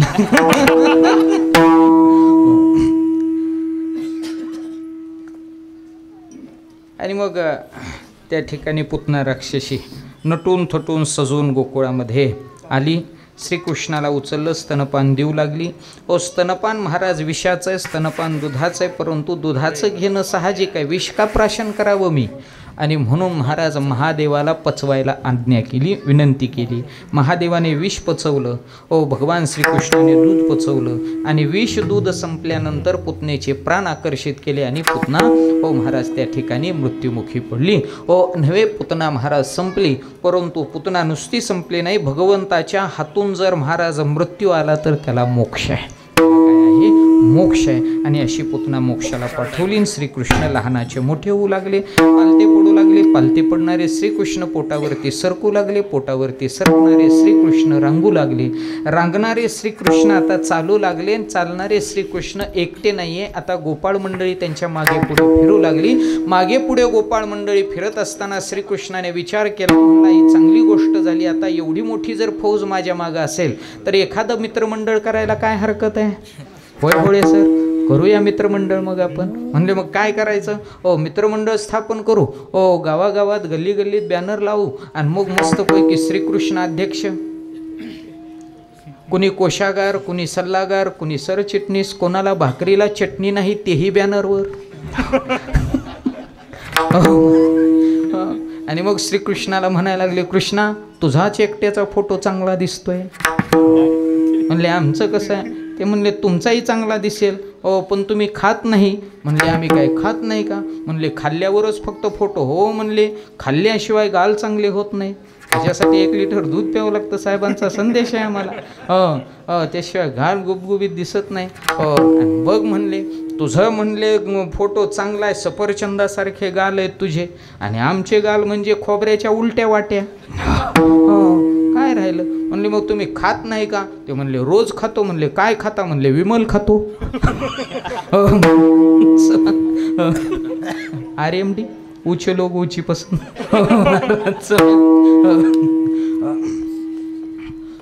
अरे बाबा खायला लोणी खावं. तर म्हणलं खाईल हो, पण आई देत नाही. का? सख्खी आई नाही का तुला? सावतर आहे का? हा, ती म्हणली तसं नाही काय, पण आई देत नाही, ती विकायला जास्त नेते. श्रीकृष्ण म्हणाला काळजी करू नका, आजपासून खायला देतो. म्हणले कुठलं देतो? तर म्हणले चला गुलाबराव पाटलांच्या इथं छानसा सोहळा चालू आहे, त्याचा आज महाप्रसाद आहे, तुम्हाला सगळ्यांना खायला देतो. आणि मग भगवान श्रीकृष्ण महाराज गोपाळांना म्हणाले आजी देतो पोट भरी, पुरे म्हणाल तो वरी. आणि इथं जोपर्यंत बास म्हणत नाही तोपर्यंत रेलचेल चाललेली आहे. गेल्या वर्षी अनुभवली, याही वर्षी आपण अनुभवतोय. अन्नदान काय, श्रमदान काय, भगवत सेवेचं दान काय. काय एक सेवा म्हणून तुम्ही सांगू नका, एक दान म्हणून तुम्ही सांगू नका. ही सगळी पाटील परिवाराची खूप मोठी प्रांजळ भूमिका आहे. सतसत विवेक बुद्धी आहे की जे हे कार्य भक्तीचं ते करतायत. आणि खऱ्याच अर्थाने त्यांच्या भक्तीच्या कार्यामुळेच आपण प्रसादाचे आज पायीग झालो, अधिकारी झालो. आणि म्हणून भगवान श्रीकृष्ण म्हणू लागले देणार खायला. काय करायचं? म्हणले चोरी करायची आहे. म्हणले चोरी करण्यासाठी मग गोपाळ सगळी घरामध्ये नेली भगवंताने चोरी करण्याकरिता. आता चोरी का करायची, कुठली करायची हे काही जास्त लांब होत नाही आता. अगदी महाराज चोरी करण्याकरिता ज्या घरामध्ये प्रवेश केला ते घर मात्र सांप्रदायिक अनुषंगानं ज्याचं वर्णन केलं जातं, घर पाहुणी एकांताचे नवविधा नवनीताचे, नवविध भक्तीनं नटलेलं. देव कुठंही जात नाही महाराज, देव कुठेही जात नाही. नवविधा भक्तीनं नटलेलं घर असावं, त्या घरामध्ये देवानं प्रवेश करावा. आणि तिथं गेल्यानंतर मग तो चोरी करतोय. काय चोरलं त्याने? चित्त चोरी येले नंदाच्या नंदने, हरिने माझे हरिले चित्त, भार वित्त विसरले. आणि ते श्रीकृष्ण घरामध्ये चोरी करण्याकरिता गेले. गोपाळ मंडळीची फौज आहे. गोपाळांना म्हणाले चला बघा पुढे आता काय. आणि मग गोपाळांनी बघितली माठाची लाईन. आणि एवढे माठ त्यांनी आजपर्यंत बघितलेच नव्हते, जे आज उपभोगायला मिळणार होते, खायला मिळणार होते. मग देव म्हणाला चला बसा पंक्तीला आणि घ्या सुरुवात. आणि मग महाराज एका एका गोपाळाने असा आदर माठ उचलला आणि तोंडाला लावला आणि गट्ट गट्ट ताक प्यायला लागले. काय प्यायले? ताक प्यायले. ज्यांना माठ उचलला त्यांनी ताक प्यायला सुरुवात केली उचलून. ज्यांना उचलला नाही त्यांनी ओंजळीनं ताक प्यायला सुरुवात केली. आणि काहींना ओंजळीनं घ्यायचाही आळस, ती खाली लोळली आणि डेरा तोंडावर घेतला. आळशी लई काही देवाने कसली बी सांभाळली. आणि सांगू का मीनाक्षी ताई, डॉक्टर साहेब, कसली सांभाळावी लागते देवाला. ज्याला देव व्हायचंय ना त्याने कसलीही सांभाळायची. महाराज चला. आणि मग ते ताकाचा डेरा तोंडावरती. श्रीकृष्णाने पाहिलं. अरे म्हणले काय चाललंय तुझं? म्हणले ताक पितोय आम्ही. अरे वेड्यांनो ताक प्यायला लागलाय, तुम्हाला कळतंय का काय? म्हणले मग काय करायचं? अरे वेड्यांनो चांगले दिवस आहेत आता. चांगल्या दिवसाला चांगली प्या, खराब दिवसाला खराब प्या. आता इतकंही फोडून सांगू? अरे म्हणणं काय तुझं? अरे ताकात कुठं आयुष्य घालवायला लागले? ताक द्या सांडून आणि पुढची लाईन बघा. म्हणले काय आहे पुढं? बघा तर खरं. आणि मग पुढच्या लाईनला गेले तर लोण्याचे डेरे दिसले. आणि मग लोण्याच्या डेऱ्यात हात घातला ना असं लोणी हातावर आलं. आणि गोपाळ म्हणाला देवा लयच अवघड झालं. म्हणले का? लोणी बघितल्यावरही अवघड झालं. ते म्हणले लोणी बघितलं म्हणून नाही अवघड झालं, चांगली यायला आणि हलकीने लिव्हर फुटायला गाठ पडली. असंच होतं मनुष्यालाही. परमार्थ चांगला आहे, सार आहे, पण तो घेण्याकरिता अख्खं आयुष्य जातं. आणि उतार वयामध्ये मग त्याला वाटतं देवदेवाला लागावा. का? तर आता तिकडच्या देवदेवाच्या कामी राहिला नाही तो. शरीर क्षीण झालेलं असतं. परमार्थ प्रपंच असू द्या अथवा परमार्थ असू द्या तारुण्यात असावा. प्रपंच असू द्या अथवा परमार्थ असू द्यात तारुण्यात असावा. तारुण्यातला परमार्थ हे उज्ज्वल आहे, तारुण्यातला प्रपंच हे उज्ज्वल आहे. हो, आणि म्हणून भगवान श्रीकृष्ण लोण्याचे गोळे खायला लावतात. लोणी प्राशन करत असताना खात असताना तृप्त झालेली गोपाळ आहेत. आणि अशा तृप्त गोपाळांनी महाराज आता एक दिवसापुरतं मर्यादित नाही, देव त्यांच्यासाठी रोज चोरी करू लागला. रोज चोरी करणाऱ्या भगवंताची आता बातमी थोडी थोडी चर्चा आता गोकुळामध्ये पसरू लागली. एका गवळणीकडून दुसऱ्या गवळणीच्या तिसऱ्या गवळणीच्या अशी कानावरती पडू लागली. आणि मग आता विचार पडला की हा श्रीकृष्णाच्या चोऱ्या आपण झेलायच्या कुठपर्यंत. आणि म्हणून मग त्याच्यासाठी आता त्यांनी यशोदेकडे विनंती केली. पण यशोदा म्हणू लागली, ओ माझा श्रीकृष्ण तसा चोऱ्या करणाऱ्यातला नाही, खोड्या करणाऱ्यातला नाही. ओ बाळ सगुण गुणाचे ताने, बाळ दिसते गोजिरवाने, काय सांगता गाराने गे गोकुळच्या नारी.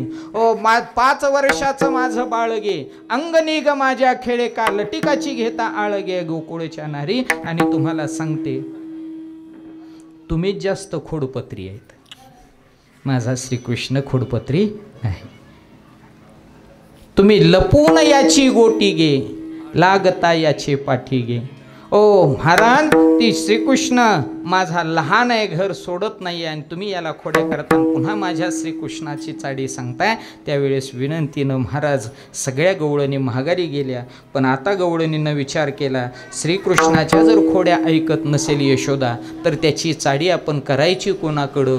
ओ आता मला सांगा, पोलीस स्टेशनच मॅनेज झाल्यावर पुन्हा करायचं काय? महाराज द्या सोडून. पुन्हा कुठं न्यायचं गारानं? मग हे गारानंच आपल्याला देता येत नाही, जागा शिल्लक नाही. मग म्हणले शेवटचं यशोदेला सांगून टाको, हे बघ यशोदे, हे तुला जसं करायचंय तसं कर. आमच्या घराच्या किल्ल्यात तुला आम्ही आपलं गाव सोडतो आणि निघून जातो. तुझ्या श्रीकृष्णाला कसा धिंगाणा घालायचा आहे तसा घालू दे. आणि मग यशोदेनं विचार केला, नक्कीच मुलगा खोड्या करतोय की काय होतं. आईचं महाराज काळीज असतं आईचं. किती खोड्या केल्या तरी आई नाहीच म्हणत असते. पुडी खाल्ली, लोकांनी सांगितलं नाही, अजून त्याच्या तोंडाला सुपारीचं खांड नाही म्हणली. आणि ह्याला दिवसाच्या 10 RMD कमी पडते आता. हो चला पुढं. दारू पेलं तरी आई म्हणते नाही, ते बिस्लरीचं पाणी पितंय. अगोबाई बिस्लरीचं पाणी नाही, ते मिसळून पाणी पितंय बिस्लरीचं. तरी आई म्हणते नाही, जमत नाही. सांगू तुम्हाला आईचं काळीज असतंय. ते खोड्या सांगू लागली. यशोदा नाही म्हणू लागली. निश्चित आहे महाराज आईच्या काळजाला. परंतु महाराज एक दिवस श्रीकृष्णाने अशी खोडी केली, आता कोणालाही काहीही सुचेना. आणि मग मात्र त्या ठिकाणी श्रीकृष्णाची खोडी अशी. कृष्णाला यशोदेचं मंथन चाललेलं होतं. डेरा होता, डेऱ्यामध्ये रवी होती. महाराज दोन्ही हाताने घुसळत होती. घुसळायचंय कोणासाठी? श्रीकृष्णाला लोणी देण्यासाठी. श्रीकृष्णाला लोणी देण्यासाठी घुसळण चालू केलं. आणि श्रीकृष्ण धावत आला, आईला म्हणला, मम्मी मला दे लोणी खायला. ते म्हणले 2 मिनिटं थांब, लोणीवर आलं लगे तुला खायला देते. श्रीकृष्ण म्हणला, मला अगोदर घे. ते म्हणाले 2 मिनिटं थांब, लोणी आलं की तुला घेते. श्रीकृष्ण म्हणाला, माझ्यापेक्षा जीव हिचा लोण्यावरच जास्त दिसायला. आणि म्हणून मग श्रीकृष्ण म्हणाला, लोणीच वर येऊ दिलं नाही तर पुन्हा काय करशील. माठातच जाऊन बसलं आणि यशोदा घुसळत बसली. तिला कळालंच नाही, तिला वाटलं गेला खेळायला श्रीकृष्ण. माठात जाऊन बसला. आलेलं लोणी श्रीकृष्ण आत बसून खात होता. आणि यशोदा म्हणायची, लोणीच का वरती येईना? 12:30 वाजल्या तरी लोणीवर येईना. यशोदा म्हणली, भानगड काय झाली आहे? लोणी का वर येत नाही? उनवणी घालतीये, शिळवणी घालतीये, पण लोणी काय वरती येत नाहीये. आणि मग यशोदेनं महाराज हात असा महाराजा डेऱ्यामध्ये घातला. आणि घातल्याबरोबर श्रीकृष्णाची शिंडीच हाताला लागली. म्हणजे कसं लोणी वर येईल? आणि मग यशोदेने विचार केला, ह्याला आता इथं ठेवण्यात मजा नाही, याला कुठंतरी शाळेत घालूया. आणि मग शाळेमध्ये त्याला घातलं. महाराज शाळा होती गाई राखण्याची. आणि मग त्याला दप्तर आणण्यासाठी महाराज मस्तपैकी बार्शीच्या पांडे चौकात नेलं. चांगलं दप्तर घेतलं महाराज. खांद्यावरी कांबळी, हातामध्ये काठी, चारी तसे धेनू सावळा जगजेटी. दप्तर घेऊन श्रीकृष्ण महाराज आताची दप्तर वज्याची झाली सर. आताची दप्तर ओझ्याची झाली. एका पाटीवर पाचवी पास होत होती पोरं, एका वहीवर महाराज 5वी पास होती. आता एवढी दप्तरं झाली, मुलगा एवढंसा दप्तर एवढं खांद्याला जर लावलं तर पोरगं खालीच बसते. आताचं जर लेकरू ते पाटीवरचं दप्तर बघितलं तर असं वाटतं यार्डातला हमालय काय की. हो महाराज, अशी अवस्था झाली आहे त्याची. एवढ्याशा लेकराला एवढी दप्तरं झाली. हो अवस्था बिकट आहे. एका पाटीवरती 5वी पास होत होती लेकर. चला असू द्या. मुद्दा असा, भगवान श्रीकृष्ण गायी राखू लागले. गायी चरायला सोडायच्या. श्रीकृष्णाचा खेळ चालू व्हायचा. गोपाळांबरोबर खेळत असताना मग तुकोबाराय म्हणाले, तुका म्हणे आता खेळ मोडावा परत झाली आता वेळ म्हणती आणा शिदोऱ्या. आणि मग सर्वांच्या शिदोऱ्या एकत्रित आणल्या आणि त्या महाराज भगवान श्रीकृष्ण मध्यभागी उभे राहिले आणि गोलाकार कमळाकार सर्व गोपाळ मंडळी आणि तो प्रसाद भगवान श्रीकृष्ण गोपाळांना देऊ लागले, ज्याचं वर्णन आहे. बिभ्रत वेणू जठरपट हो शृंगवेत्रेच्या कक्षे वामे पानो मसृण कवलं तत्फलानेंगुली श्रुतिष्ठन मध्ये सोपई सुदो हासे नर्मभि स्वर्ग लोके मिषदि बुभुजे यज्ञ बहुबाल केले हे पुंडली कवरदा हरि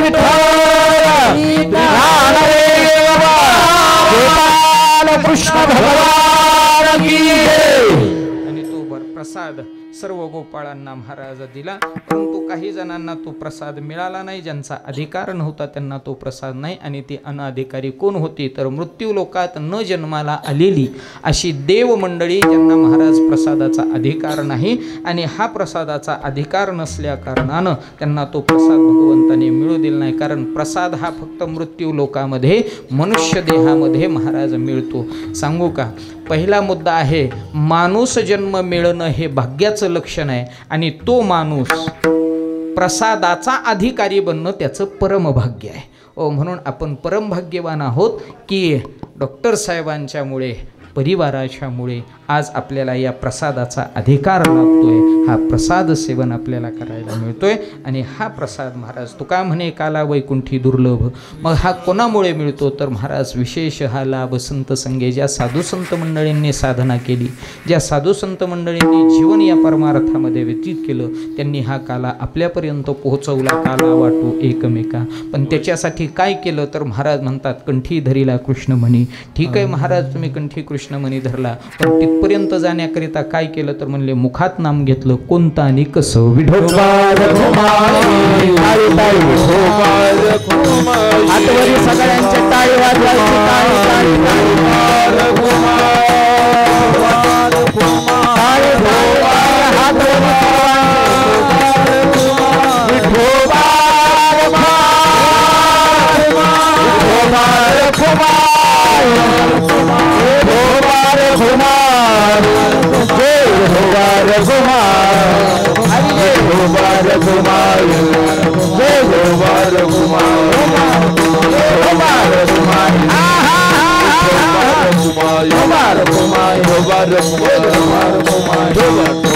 ज्ञानेश्वर माऊली, ज्ञानेश्वर माऊली, श्यामनाथ लेखना, श्यामनाथ लेखना, श्यामनाथ लेखना, श्यामनाथ लेखना, श्यामनाथ लेखना, श्यामनाथ लेखना.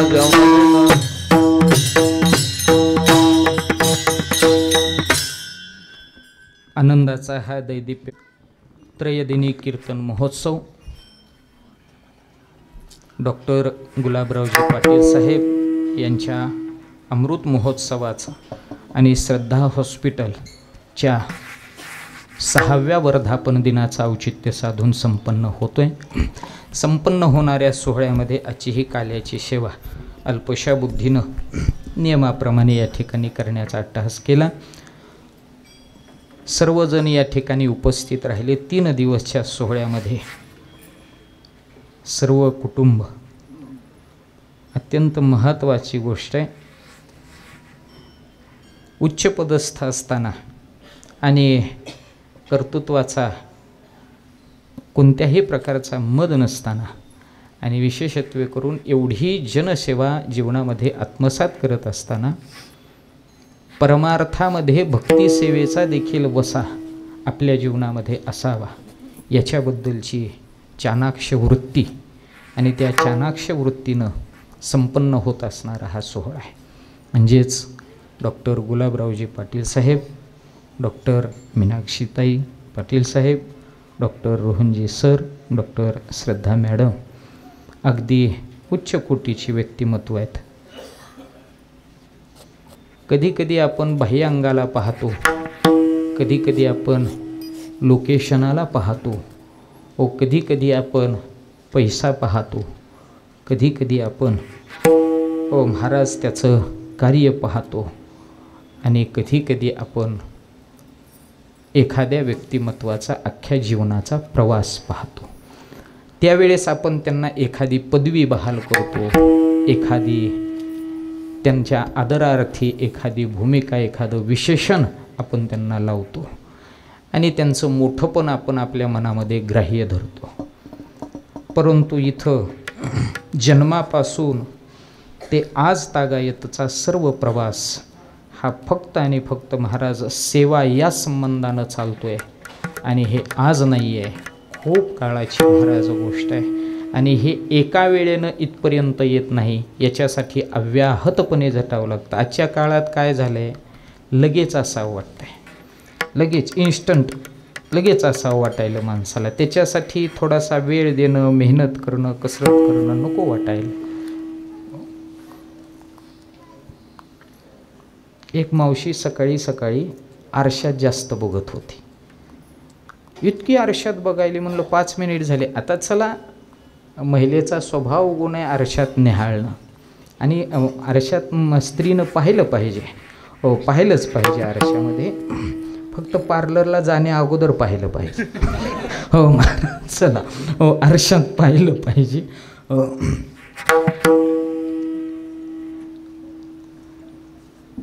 ती आरशात जास्तच पाहायला लागली. 10 मिनटं झाली, 15 मिनटं झाली.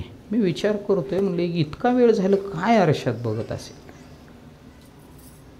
मग मी म्हटलं किती वेळ झालं तुम्ही आरशात बघताय, काय बघताय? काय नाही म्हणले, रूप आलं आहे का बघते. मी म्हटलं इतका वेळ लागतो रूप आलं आहे का बघायला? बरं का मॅडम, हो इतका वेळ लागतो म्हणलं आरशात रूप आलं आहे की नाही पाहायला. मी म्हटलं पण काय झालं आहे काय? काय नाही म्हणली, रूप आलं. मी म्हटलं रूपाचं काही नाही म्हणलं, रूप यायला काय गेला आणि म्हणलं मस्तपैकी 2-3 हजार खर्चिले तरी रूप येतं आता, कशाला एवढं निहाळून पाहताय? ते म्हणले महाराज मी रात्री तूप खाल्लंय. काय केलंय? रात्री तूप खाल्लंय आणि सकाळी काय करते? रूप बघते. रात्री एका रात्री तूप खाऊन सकाळी रूप येत नाही आहे. काळ घालवावा लागतो, वेळ द्यावी लागते, सेवा करावी लागते, जगाची असेल, देवाची असेल, आईवडिलांची असेल. हो, आणि या कुटुंबामध्ये सगळ्या सेवा इत्यंभूत समाविष्ट होतात. आणि म्हणून अशा कुटुंबाला या ठिकाणी कोटी कोटी धन्यवाद देतो. या कार्यामध्ये सहभागी झालेली सर्व महाराज मंडळी, वारकरी शिक्षण संस्था, त्याचप्रमाणे गुणीजन महाराज मंडळी, कृष्णा महाराज, सागर महाराज, गणेश महाराज, श्रीहरिभक्तीपरायण मच्छिंद्र महाराज, परमार्थातील संप्रदायातील थोर कीर्तनकार श्रीहरिभक्तीपरायण विभीषण महाराज, श्रीहरिभक्तीपरायण बापू जातेगावकर खोत महाराज, कृष्णा महाराज, संदीप महाराज, बापूरावजी गोफणे महाराज, सर्व महाराज मंडळी, दोन्ही अगदी गोड चोपदार, जाड्या रड्या, दोन्ही चोपदार, अगदी छान.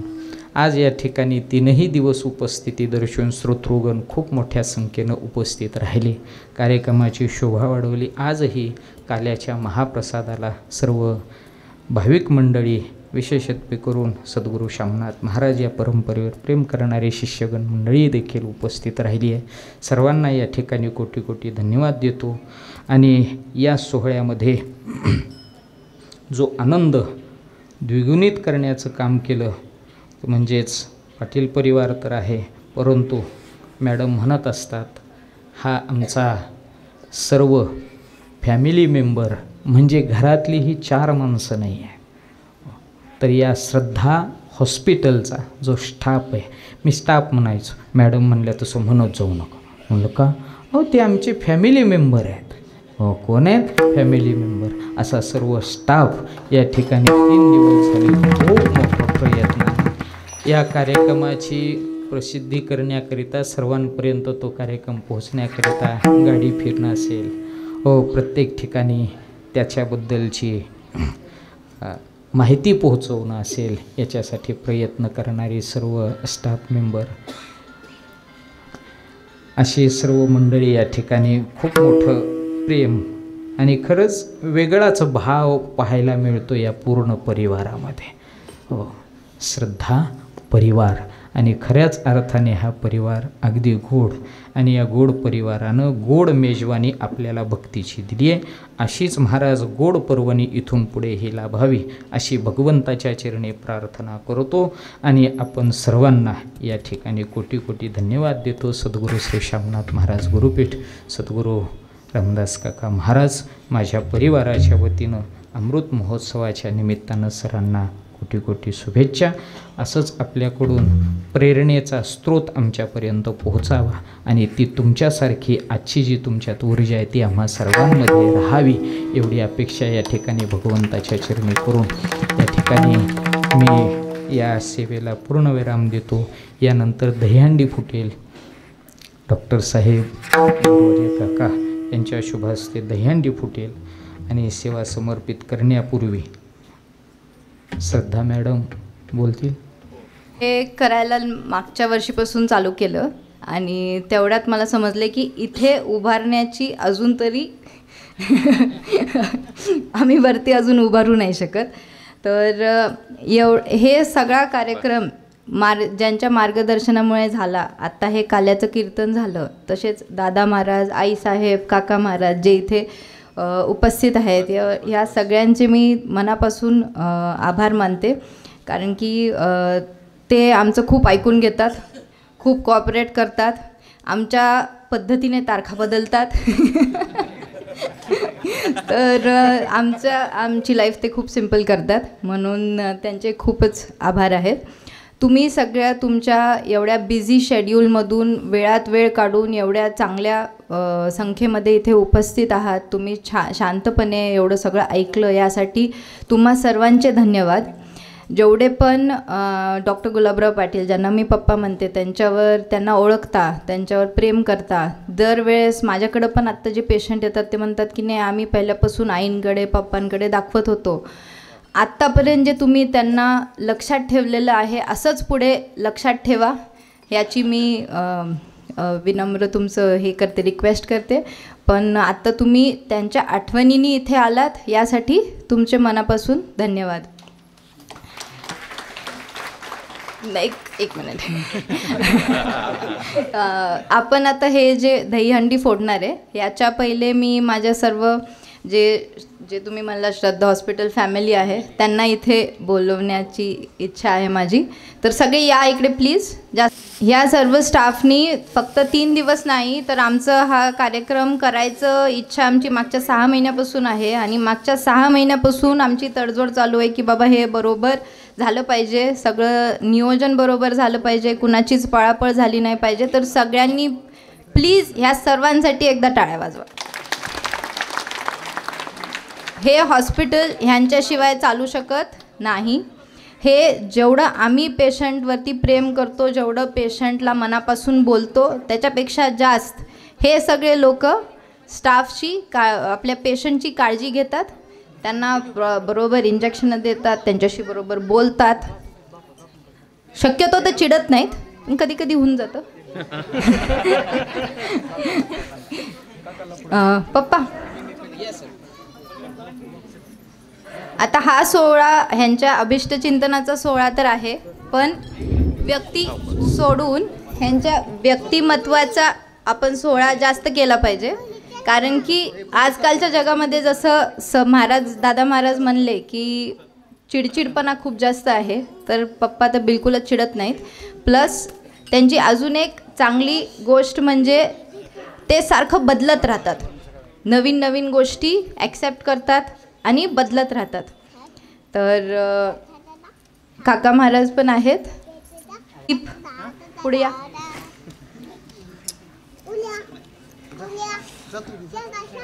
हे आमचे ॲडमिन आहेत आणि जाधवर.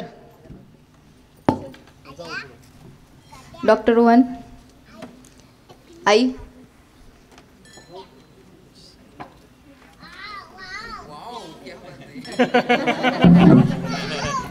मला अजून एक जणांचं नाव घ्यायची इच्छा आहे. ते आहेत भालके आमचे, जे आले नाही आहेत पण तरी मी त्यांचं नाव घेत, म्हणजे त्यांची आठवण तर काढलीच पाहिजे. आहे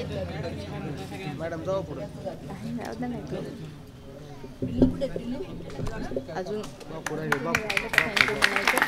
हां, शिंदे बापू.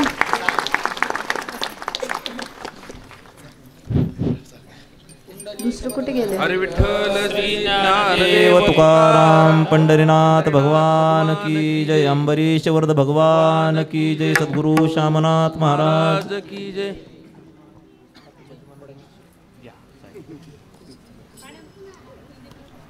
कुलदीपचा बर्थडे आहे. कुलदीपचा खरा खरा बर्थडे आहे.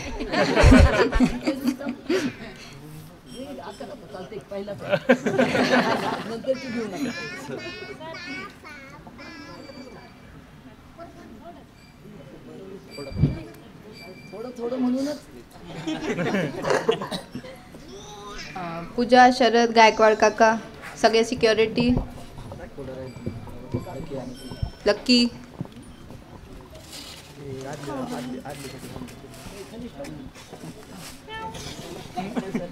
श्रद्धा हॉस्पिटल या ठिकाणी सर्व सुविधांनी युक्त असणारं, सर्वांना यथोचितप्रमाणे ट्रीटमेंट करण्याचं कार्य जो सर्व त्यांचा फॅमिली मेंबर करतायत, सर्वांना कोटी कोटी धन्यवाद. आणि रुग्णांनी, उपस्थितांना सर्वांना सूचित करतो की या हॉस्पिटलमध्ये योग्य निदान आणि योग्य ट्रीटमेंट करण्याची खूप मोठी परंपरा आहे. या परिवारात आहे, या हॉस्पिटलमध्ये आहे. जी परिवारातली संकल्पना आहे की आलेला रुग्ण हा तृप्त होऊन गेला पाहिजे, अशी भूमिका ज्या परिवाराची अव्याहतपणे राहिली आहे. म्हणून सर्व रोगांचं निदान या ठिकाणी होतं आहे. आणि मी मग बोललो होतो कीर्तनामध्ये, सोज्वळपणा. पेशंटनं डॉक्टरांकडे पाहिलं की तो 50% रोगातून मुक्त होतो आहे, अशी सर्वांची एक भावमुद्रा असते आणि वाणीतला गोडवा असतो. त्याचा अनुभूतीदर्शक मी आहे. कारण मी अनुभवगतला परमार्थामध्ये म्हटलं जातं, अनुभवे आले अंगा ते या जगा देत असो. आपल्याला जर त्याचा काही अनुभव आला असेल तर ते जगाला सांगणं अगदी गोड वाटायला हरकत नाही. मीही या ठिकाणी कोविडच्या काळामध्ये ॲडमिट होतो. कोविड झाला होता मला, पण मला 1 महिना डॉक्टर साहेबांनी पूर्ण परिवाराने कळू दिलं नाही. किती 1 महिना. ज्यावेळेस मी रिचेकिंगला आलो इथं, त्यावेळेस म्हणले कसा आहे कोविड रोहन सर म्हणाले, आणि त्यावेळेस मला माहीत झाले की मला कोविड झाला होता. एवढं आणि इतका हातखंडा आहे की पूर्ण कोविड माझा इथं सरांनी चांगला केला आहे. मला कुठंही कोविड सेंटरला किंवा त्यावेळेस काय म्हणायचे ते क्वारंटाईन होण्याची गरज पडली नाही. एवढं मला त्यांनी गोड ट्रीटमेंट दिली आणि खऱ्याच अर्थाने मी त्यावेळेस कोविडमुक्त झालो. हे मला 1 महिन्याने सांगितलं सरांनी. आणि सगळे म्हणत होते घरातले माझे बंधू वगैरे, सोलापूरला नेऊया का, किंवा आत्ता Panchal sir, doctor Panchal sir आहेत कळमचे, असे गावचे आमचे मित्र आणि शिष्य, तेही सरांशी वार्तालाप करायचे. पण रोहन सरांनी एका शब्दात सांगितलं होतं की महाराजांना इथून कुठंही न्यायचं नाही, मी इथंच बरं करणार आहे. 17 स्कोर निघाला होता माझा, थोडा नाही, किती 17 स्कोर होता. त्याच्यामध्ये मला सरांनी एकदम सुखरूप रेमडेसिवीर न देता चांगलं केलं होतं. ही यांची खासियत आहे. आणि खरंच माझ्या वडिलांची मिराशी गा देवा, तुझी चरण सेवा पांडुरंगा. जे आईवडिलांना केलं आहे ना, त्याच पद्धतीचा वसा रोहन सरांनी, आणि जे सासूबाईंनी केलं आहे ना, तोच वसा सुनबाईंनी या ठिकाणी ग्रहण केलेला आहे. अगदी दोघं पेशंटचं निदान करण्यापासून त्याला रोगमुक्त करण्यापर्यंत इतकं त्याच्या महाराज गोड स्वभावाने, त्यांच्या गोड ट्रीटमेंटने महाराज त्याला तृप्त करतायत. आणि हे खरंच श्रद्धेशिवाय होत नाही. आणि श्रद्धा हॉस्पिटलशिवाय घडत नाही. अजून एक दुसरी पेशंटची व्यवस्था सांगतोय. माझा सक्का पुतण्या 1 महिन्यापूर्वी, मी दुसऱ्या हॉस्पिटलचं कुठलं नाव घेत नाही, आमच्या अनुपस्थितीमध्ये दुसऱ्या हॉस्पिटलमध्ये ॲडमिट झाला होता. डॉक्टरांनी त्याला सांगितलं तुझी किडनी फेल आहे, तुझ्या मेंदूवर परिणाम आहे. अशा अवस्थेमध्ये मी कार्यक्रमाला दादांबरोबर फिरतोय आणि मी घरी आल्यानंतर मला समजलं असं झालं आहे. मी तात्काळ हॉस्पिटलमधून त्याला काढून आणलं आणि इथं ॲडमिट केलं. आणि सरांनी अगदी 1-2 टेस्ट केल्या आणि स्पष्ट कुटुंबाला सांगितलं घाबरू नका, याला काहीही झालेलं नाही. आणि अचूक असं निधन केलं. आज पोरग स्टेबल आहे, स्टंट आहे. एक तरुण पोरग आज त्याला आयुष्य देण्याचं काम रोहन सरांनी केलं. त्याबद्दल माझ्या सर्व कुटुंबातर्फे मी सरांचा आभार मानतोय.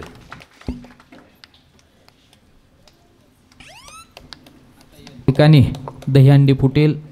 गुरुवर्य काका महाराज, त्याचप्रमाणे सर्व पाटील परिवार सर्वांच्या शुभ हस्ते दहीहंडी फुटणार आहे. आणि तदनंतर महाप्रसाद घेतल्याशिवाय कोणीही जायचं नाही. सर्वांना या ठिकाणी विनंती आहे. विठ्ठल जय जाधवर सर, जाधवर सर, विठ्ठल जय जय विठ्ठल, विठ्ठल जय जय विठ्ठल, जय विठ्ठल जय जय विठ्ठल, जय विठ्ठल जय जय विठ्ठल, विठ्ठल जय जय विठ्ठल, जय विठ्ठल जय जय विठ्ठल, जय जय विठ्ठल. शिंके लाविले दुरी होतो तिघाचे भरे, आवाज त्या धारा घ्या रे देशा करा, तुका म्हणे हाते टोका अधिक गुन्हे देखा, कंठी धरला कृष्ण म्हणी अवघा जनी प्रकाश, एकमेका वैष्णवनिका संभ्रम, ब्रह्मादिका उत्तम लोका वाटो एकमेका वैष्णवनिका संभ्रम, म्हणे मंडळी आम्ही बळी वीर गाडी, वाटो एकमेका वैष्णवनिका संभ्रम.